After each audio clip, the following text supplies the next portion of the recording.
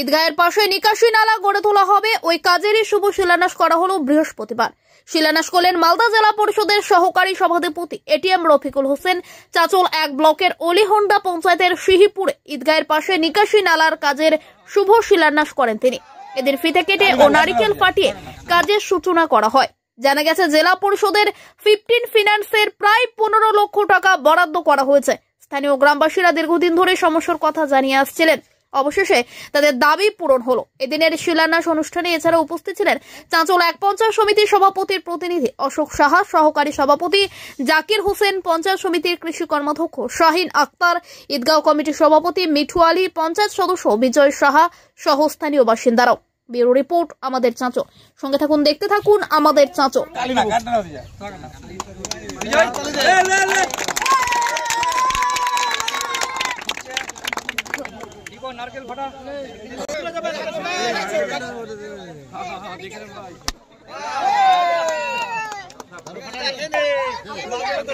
ঈদগাহ যে মাঠ আছে সেটাকে একটু এক্সটেন্ড করার জন্য, যেহেতু আমরা জানি যে দিনে দিনে লোক সংখ্যা বাড়ছে প্রত্যেকটা এলাকার, আমাদের ঈদগাহ কমিটির সঙ্গে প্রায় 5-6 মাস হবে হয়তো।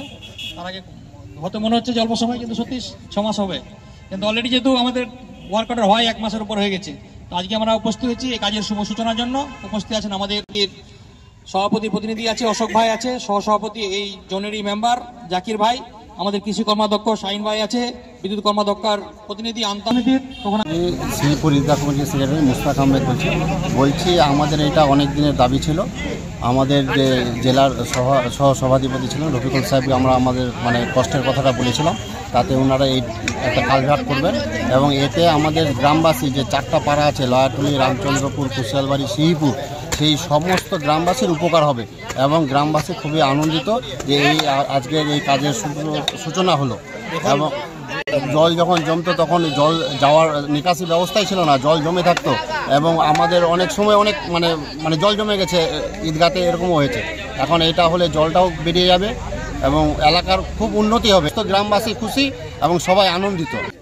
চাঁচল 1 নং ব্লক পঞ্চায়েত সমিতির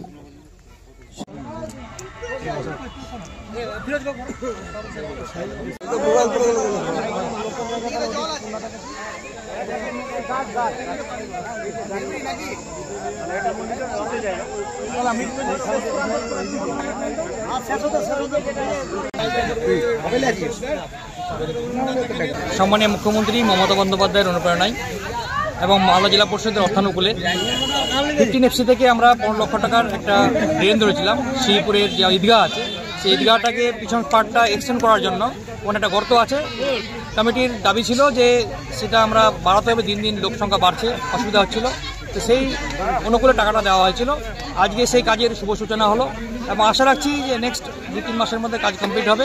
আজকে পুরো কমিটি সহ পুরো এলাকার আমার জনপ্রতিনিধি, পঞ্চায়েত সমিতির সভাপতি থেকে শুরু করে আমাদের সহসভাপতি, কর্মাধ্যক্ষ 2জন ছিল আমাদের, এবং বিশেষ করে এলাকার যারা বাসিন্দা তারা সকলে মিলে খুব সুন্দরভাবে আনন্দিত, যেহেতু কাজটা পাওয়া গেছে এবং সকলের সহযোগিতা আমরা এজেন্সিকে বলে দিলাম যেন যত দ্রুত সম্ভব কাজটা যেন সম্পূর্ণ করে এবং নেক্সট ঈদ আসার আগে যেন আমরা কাজটাকে কমপ্লিট করতে পারি। এলাকার কাজ হলে তো মানুষজন খুশি হবে, কেন আমরা জনপ্রতিনিধি আমাদের পড়েছে এবং জনপ্রতিনিধি একটা দায়িত্ব যে কাজ করা। সবসময় আমরা হয়তো সব কাজ করতে পারি না, কিন্তু যখন যে এলাকায় কাজ হয় পাবলিকও খুশি হয় আর তার সঙ্গে সঙ্গে আমরা জনপ্রতিনিধিরাও খুশি হই।